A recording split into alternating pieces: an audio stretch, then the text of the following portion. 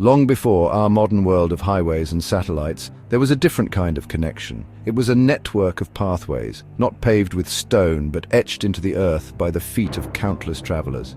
These were the arteries of the ancient world. They stretched across vast and unforgiving landscapes, linking civilizations that knew little of one another. This web of routes became known as the Silk Road. It was not a single road, but a sprawling mesh of trails. They wound through deserts, climbed over treacherous mountains, and crossed wide, open plains. This was humanity's first global network, a testament to our enduring desire to explore, to trade, and to connect with others. These ancient pathways were the lifeblood of empires. They carried more than just merchants and their precious cargo. They were conduits for ideas, for languages, for beliefs, and for innovations that would shape the course of history. Imagine a world where the fastest communication traveled at the speed of a camel. Our story begins in ancient China during the powerful Han Dynasty over 2,000 years ago. Here, in the heart of a great and sophisticated civilization, a remarkable secret was kept. It was the secret of silk. This incredible fabric, so light and soft yet strong and shimmering, was produced from the cocoons of a humble creature, the silkworm. For centuries, the Chinese mastered the art of sericulture, the process of cultivating silkworms and harvesting their delicate threads. The method was a closely guarded state secret. Anyone caught trying to smuggle silkworm eggs or mulberry seeds out of the empire faced the gravest of consequences.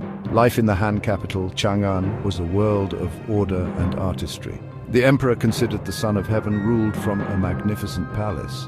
His court was filled with scholars, officials, and artisans. Emperor Wu of the Han Dynasty was a powerful and forward-thinking ruler. He was concerned about the constant threat from the Xiongnu, nomadic horsemen who raided China's northern borders. He heard rumors of another great people, the Yuezhi, who lived far to the west and were enemies of the Xiongnu. The emperor conceived of a bold plan to send an envoy on a perilous journey across unknown lands to form an alliance with the Yuezhi. The man chosen for this monumental task was a court official named Zhang. He was a man of immense courage and determination. In 138 BC, he set out from the Han capital with a caravan of about 100 men. Their mission was to cross the vast uncharted territories to the west, find the Yuezhi people, and forge a military alliance against the Xiongnu. Almost immediately, the expedition faced disaster. As they traveled through the western corridors, Zhang and his entire party were captured by the very enemy they sought to outmaneuver, the Xiongnu. He was held as a prisoner for over a decade. During this long period of captivity, he was treated reasonably well. He was even given a Xiongnu wife with whom he had a son. Yet he never once forgot his mission. After 10 long years, Zhang saw an opportunity to escape. He fled with his wife, his son, and a loyal aide. Instead of returning home, he pressed onward to the west, still determined to complete his mission. He traveled through the Fergana Valley, a land famous for its magnificent heavenly horses. He finally found the Yuezhi, but they had settled in a new, peaceful land and had no interest in fighting the Xiongnu. His return journey was just as perilous. He was captured by the Xiongnu once again, but this time he managed to escape after about a year, when political turmoil erupted among them. 13 years after he first set out, Zhang finally returned to the Han court in Chang'an. Of the 100 men who had left with him, only he and one aide remained. His report to Emperor Wu was a revelation. He spoke of wealthy urban civilizations, of exotic fruits like grapes, and of the powerful horses of Fergana. Inspired by Zhang discoveries, the Han court began to send out more expeditions. This time, they were not seeking military allies, but trade. And so the caravans began to roll. These were not single wagons, but long, snaking processions of camels, the ships of the desert. The journey from China's western gate at the Jade Gate Pass led directly into the fearsome Taklamakan Desert. Its name is often translated as, "You go in, but you do not come out." To avoid its deadly center, the caravans followed two main paths that skirted its northern and southern edges. These routes linked a series of oasis towns, small pockets of green that offered life-saving water, food, and rest. The dangers were immense and ever-present. Ferocious sandstorms could appear with little warning, capable of burying an entire caravan in minutes. Beyond the natural hazards, there was the threat of bandits. These raiders would hide in the mountains and rocky outcrops, waiting to ambush vulnerable caravans. The unsung heroes of this trade were the camels, specifically the two-humped Bactrian camel. These creatures were perfectly adapted to the harsh environment of Central Asia. As the caravans moved westward from China, they entered a world of vibrant and legendary cities. These were the great commercial hubs of Central Asia, places where cultures converged and fortunes were made. Among the most famous were Samarkand and Bukhara in modern-day Uzbekistan. These were not mere rest stops, they were magnificent centers of civilization. Their markets, or bazaars, were a kaleidoscope of sights, sounds and smells. Here the treasures of the East met the products of the West. The air was thick with the scent of exotic spices, the murmur of a dozen different languages, and the brilliant colors of textiles from across the known world. In the sprawling markets of Samarkand, a merchant could find almost anything.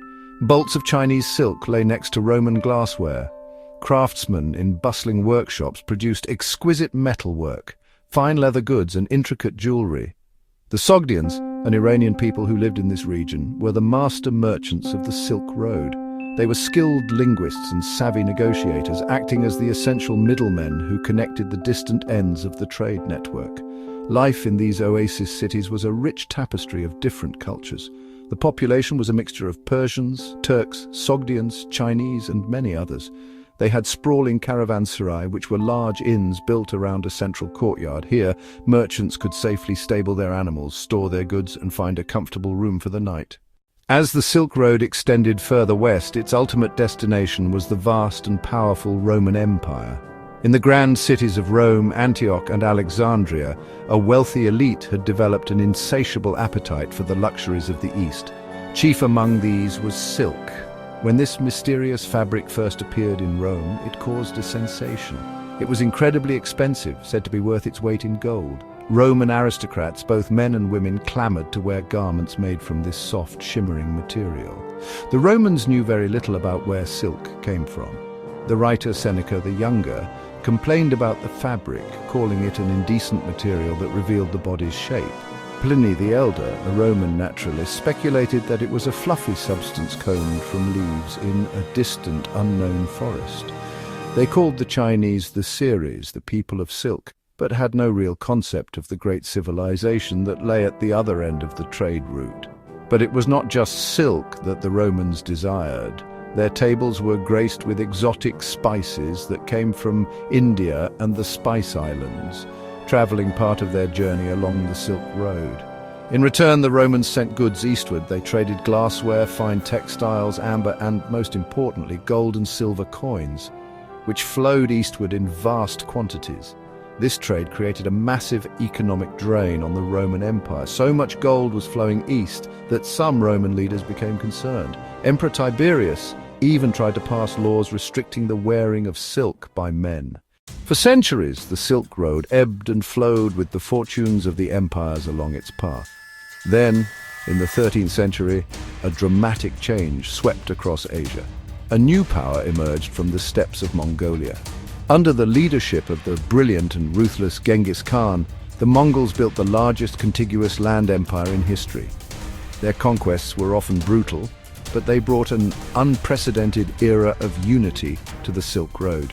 Genghis Khan and his successors understood the value of trade. Once their conquests were complete, they established a period of stability and order that historians call the Pax Mongolica, or the Mongol Peace. They established a highly efficient postal system known as the Yam, with relay stations providing fresh horses and supplies for official messengers and merchants. For the first time, a single political power controlled almost the entire length of the Silk Road, from China to the Black Sea. This opened the way for more than just goods. European missionaries, diplomats and merchants, including the famous Marco Polo, were now able to travel all the way to China and see its wonders for themselves. The Mongol court itself became a remarkable center of cultural exchange. In their capital at Karakorum and later in Khanbalik, one could find people from all over the world. There were Muslim engineers from Persia designing siege weapons, French goldsmiths crafting fountains for the great Khan, and Christian monks acting as envoys. While the exchange of silk, spices and gold was the engine of the Silk Road, its most profound and lasting impact may have come from the invisible cargo it carried. The routes were arteries for the transmission of ideas, philosophies, and faiths. Buddhism provides one of the most powerful examples of this. Originating in India, its teachings of compassion and enlightenment traveled eastward with merchants and monks along the Silk Road. It found a welcoming home in the oasis cities of Central Asia, where magnificent cave temples like those at Dunhuang and Bimian were carved and decorated with stunning frescoes and sculptures. In the other direction, faiths from the West also moved eastward. Nestorian Christianity, a branch of the church that was declared heretical in the Roman Empire, found refuge in Persia and continued its journey along the trade routes. Later, with the rise of the Arab empires, Islam spread powerfully across Central Asia. Cities like Bukhara and Samarkand became major centers of Islamic learning and science. Beyond religion, the Silk Road was a conduit for world-changing inventions. From China came four innovations that would transform the West. Paper, a cheap and efficient medium for writing, replaced expensive parchment and papyrus, fueling scholarship and administration. The magnetic compass allowed for more accurate navigation, eventually enabling the Great Age of Discovery. Gunpowder, initially used for fireworks, would revolutionize warfare, and the technology of printing allowed for the mass production of texts, long before Gutenberg's press. The Golden Age of the Silk Road eventually came to an end. The fall of the Mongol Empire fragmented the overland routes, making them more dangerous and difficult to travel. At the same time, advances in shipbuilding and navigation in Europe opened up new sea routes to the east. These maritime paths were faster, could carry more cargo, and bypassed the many middlemen. By the end of the 15th century, the great caravans that had once snaked across Asia had dwindled, and the legendary oasis cities slowly faded in importance. Yet, the legacy of the Silk Road never truly vanished. It lives on in the cultures it connected and the ideas it spread. It lives on in the food we eat. Many fruits and spices we take for granted, like apricots and cinnamon, first traveled to the west along these ancient routes. This ancient network serves as a historical blueprint for our modern, globalized world. Today, goods, information, and ideas flash across the planet in an instant. In recent years, the spirit of the Silk Road has been consciously revived. China's ambitious Belt and Road Initiative aims to create a modern-day network of trade and infrastructure, with new railways, ports, and highways that echo the ancient pathways. This project, like the original Silk Road, is about more than just economics. It is about forging new political and cultural ties. The dust may have settled on the old caravan trails, but the echoes of their journey still resonate, reminding us of a time when the world first began to grow smaller.